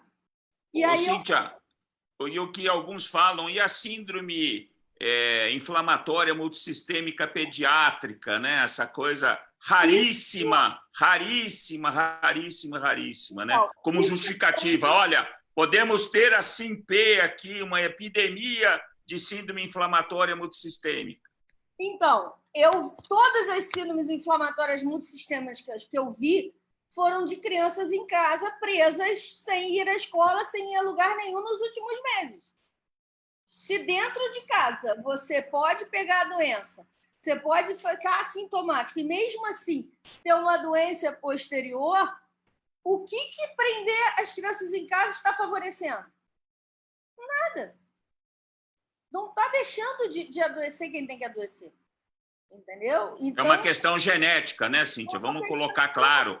É uma questão genética, uma questão de exceção, não é de regra, é de exceção, gente. Totalmente exceção. E aí cai naquele tema, que é o seguinte: se você tem uma pessoa doente em casa, eu quero discutir completamente o que está sendo dito também pela Organização Mundial de Saúde, por todos os especialistas. Às vezes, ela é louca, mas vamos pensar junto aqui. Você tem 4 pessoas numa casa, e aí você vai pegar um que está doente, um adulto, a mãe, e ela vai ficar trancada no quarto durante 14 dias, sem sair daquele quarto para passar para ninguém da família. Quem cuida do resto da casa? Qual a chance das pessoas que conviveram com ela até fazer o diagnóstico já terem se contaminados? Então, por que a gente vai isolar uma pessoa dentro de um quarto doente, preocupada, estressada, com medo de morrer, passando mal e que ninguém está cuidando? Por que você não erradica o vírus dentro daquela casa? Por que você não trata o doente e faz a profilaxia do contactante para os outros que ainda não adoeceram? Profilaxia do contactante também não é uma coisa nova na medicina. Se faz com a vacina de sarampo há séculos. Se faz com a vacina de varicela para tentar, até 72 horas, você tentar. Isso não é uma novidade. Eu não estou inventando a roda. Meningococcemia, né? Uma meningococcemia, você não vai fazer profilaxia. Meningococcemia, que a gente faz com a meningite por hemófilo, você faz até com a turma da escola. Se você pega uma turma inteira e faz rifampicina, por que não fazer... Cíntia, e a evidência que a Lancet Rheumatology mostrou que as pessoas que tomam cloroquina ou não adoecem de Covid ou têm um Covid muito menos grave quando fazem uso da hidroxicloroquina. Quem falou isso não fomos nós, é a Lancet Rheumatology, gente, já que vocês gostam tanto da Lancet. Aí vai vir o outro e vai dizer, mas eu conheço um paciente que morreu. Aí eu vou dizer, a doença existe, ela não zera. E a genética daquele indivíduo tem alguma coisa que a gente ainda não identificou de diferente. E esse é o ponto, né, Cíntia? A gente pode ter síndrome inflamatória multissistêmica com outras viroses. Isso não é exclusivo do Covid. Vamos deixar de ser mentiroso aí, ô professor universitário, dedo duro. X9, ô X9. Síndrome inflamatória multissistêmica acontece com outras doenças virais, tá bom? Eu queria fazer uma pergunta. O que o Brasil, o que nós estamos mostrando para os outros países em relação à nossa preocupação com a educação das nossas crianças fazendo essa atrocidade que nós estamos fazendo? A plasticidade cerebral e o que as nossas crianças estão deixando de aprender nesse ano é irrecuperável. E aos pais, eu convido-os a olhar, volte seus olhos para esses países que ficaram 30, 40 dias fechados, porque eles entendem que esse lapso de aprendizado no cérebro de uma criança que evolui com uma rapidez, né? A plasticidade, ela é reformada, é reestruturada com uma rapidez imensa, é irrecuperável.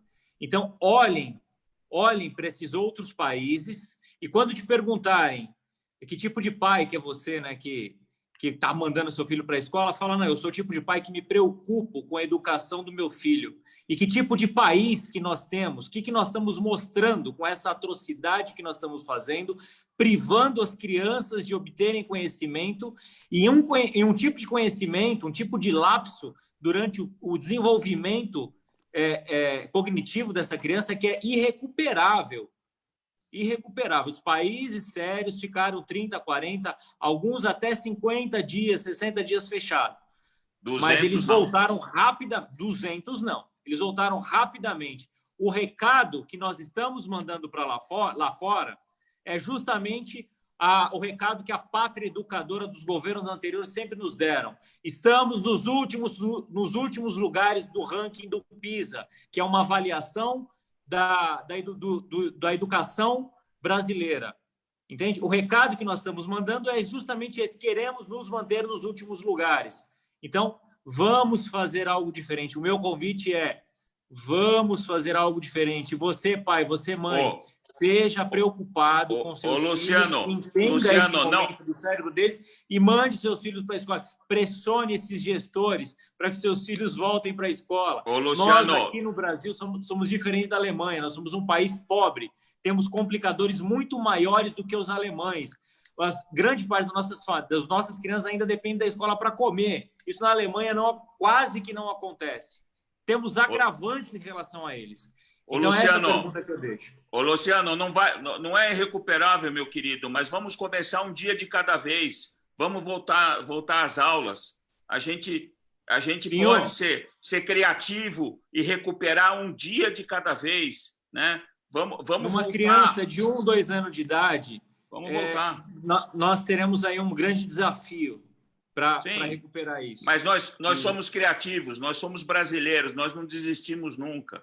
Nós somos pessoas criativas e corajosas e audazes, como falaram. É isso aí, não vamos desistir das nossas crianças, estamos aqui lutando por vocês, né? E pais, acordem. Eu queria ouvir de novo, só para finalizar a nossa estrela, a nossa A cereja do Cíntia. bolo ali. Vai lá, Cíntia. Porque Então, ficamos interrompendo Lajeando, você, Cíntia, desculpa, mas a gente gosta de falar. E o Renato Russo, eu tinha escrito num dos slides, que país é esse? Quando mostra aquele meme da praia cheia e as escolas vazias, né? E aí a gente vai para a história de novo, e a gente vai para o pós-Segunda Guerra e passar a entender por que a Coreia do Sul e o Japão se tornaram potências, porque investiram nas escolas.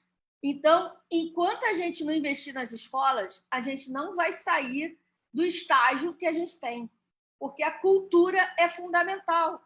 Para as pessoas aprenderem a lavar a mão e usar máscara, elas precisam ter cultura. É uma questão de treinamento, de cultura, de ensino, né? de ferver uma água, de lavar a mão. Então, assim, escola é fundamental. A única maneira de nós tornarmos realmente uma potência do século XXI é investindo nas nossas crianças para que elas aprendam, né? Como diz no japonês, né, que o único profissional que o imperador lá se reverencia é o professor, porque ele é o único que ele ensina a todos. Ele vai ter que ensinar todo mundo. Para você se tornar presidente de alguma coisa, você passou pela escola. Entendeu? Então, é fundamental estudar, é fundamental interagir, é fundamental socializar, né? E aí, eu estou me lembrando, assim, enquanto pediatra, o que mais me incomoda hoje em dia na hora de atender o paciente é que na hora que as crianças chegavam, eu agarrava, eu beijava, botava no colo, a gente brinca. E ontem eu atendi um retorno de um paciente que eu acompanho há 7 anos, e ele tinha 6 anos quando internou, agora ele está com 13, está ótimo, um galalau. Aí veio, né, já um adolescente, calçando 44. Aí, na hora de sair da sala, no hospital público, na hora de sair da sala, ele olhou para cá, olhou para cá, olhou para cá. Aí a irmã perguntou, o que você está esperando? Aí eu falei, tem algo errado. Aí ele, não, falta uma coisa. Ela sempre me dá um beijo e um abraço. Eu não aguentei, né? Foi assim, natural demais, entendeu? Porque sempre, há 7 anos, que eu sempre agarrava ele na hora de sair. Isso com coreia, com artrite, cardite, a gente faz aquele dentro. Agora, um galalau de 1,70 m, 44, calçando, e enquanto ele não me deu um beijo e um abraço, que eu fiz 7 anos, ele não foi embora. Então, assim, as nossas crianças estão perdendo isso. As nossas crianças não estão mais abraçando, beijando, rindo. Quer dizer, como é que a gente vai resolver isso? Tratando a doença, gente. Tentando diminuir a disseminação desse vírus. Tentando erradicar, entre aspas, esse vírus. Então, carga viral trata, que ela diminui. E aí diminui o contágio naquela casa, diminui o contágio naquela sociedade, diminui o risco de uma criança dessa fazer a síndrome inflamatória multissistêmica. Entendeu? E a gente não tem que esperar o cara infartar para entrar.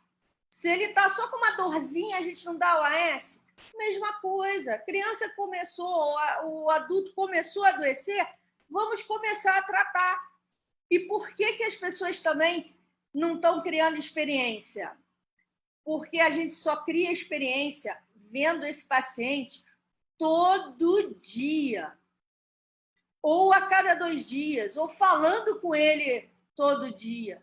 Dá para monitorar, né? As grandes empresas aí, que a Hapvida, a Prevent Senior, etc., a Unimed, em alguns lugares do país, que conseguiram, né, principalmente em Belém, mas em Natal também, em alguns lugares, em Fortaleza, a Unimed fez isso, os conveniados deles, eles fizeram tratamento de ligar todo dia, de vir fazer medicação hospital dia, de fazer corticoide injetável, de fazer o anticoagulante no coisa. Então, houve um segmento diário.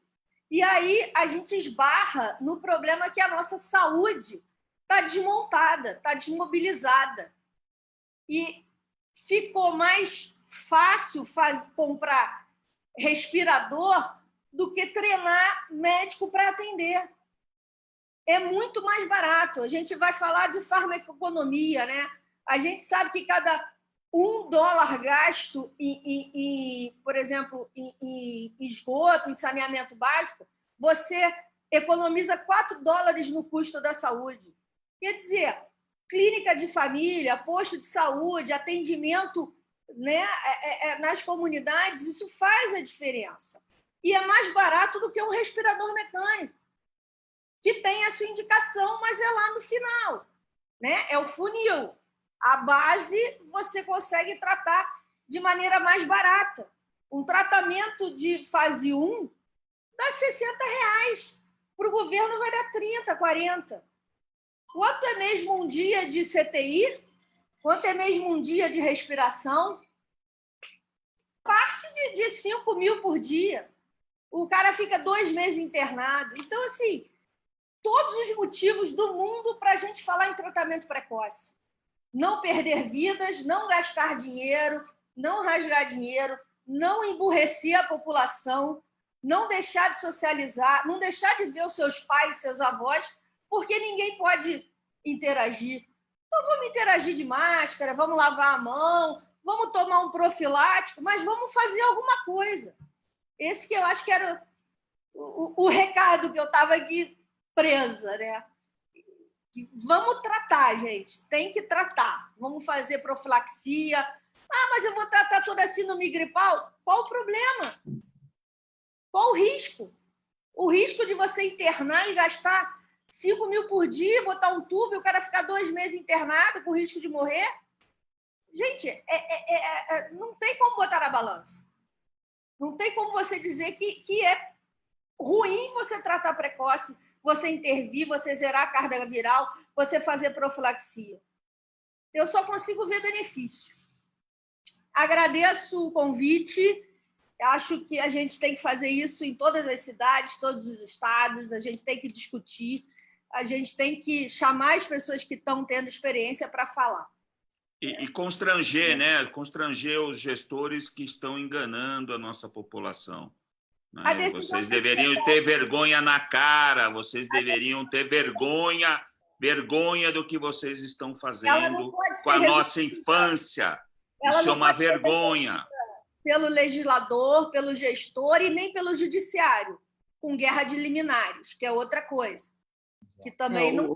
Cíntia, eu falo como advogado, é uma vergonha as decisões do STF. Tá? São decisões ideológicas e o posicionamento parcial da OAB. É uma vergonha. Tá? É uma vergonha isso. O Marcelo é advogado também, ele sabe do que eu estou falando. Né? É uma vergonha. Virou uma guerra ideológica, não só o tratamento precoce, virou uma guerra ideológica em deixar a população em pânico. Pânico, um exemplo claro que é pânico. Pânico é nós todos aqui estamos no avião e o avião está caindo.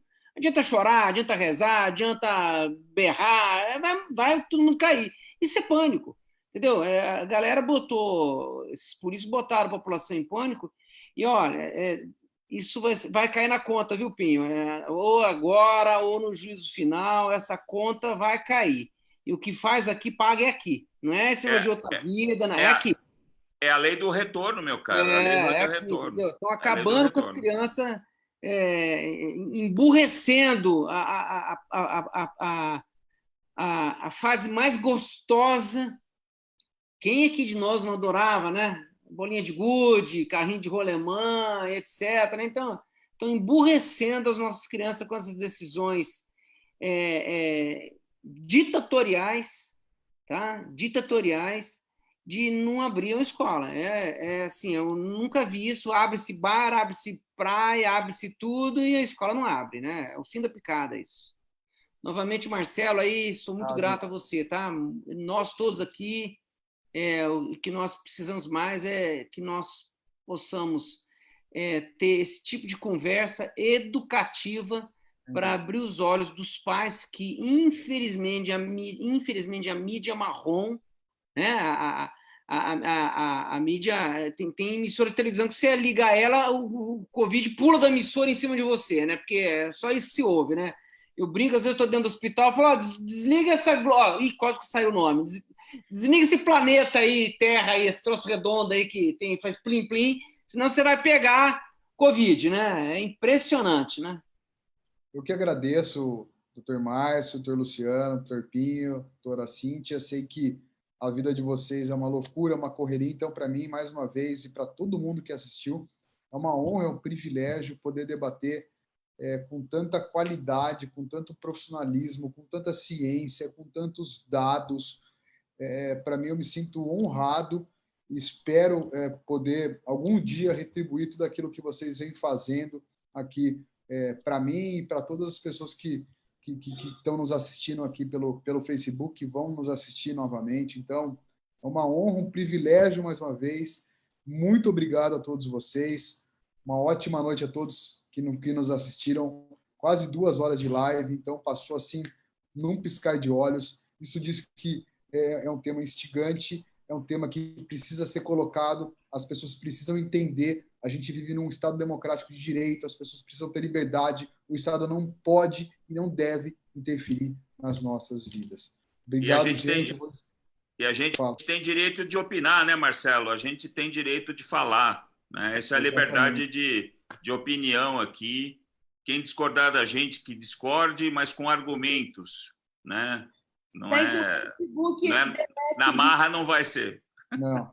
Cíntia, querida! Tchau, pessoal. Ó, Obrigada, gente. Grande beijo. Foi muito bom.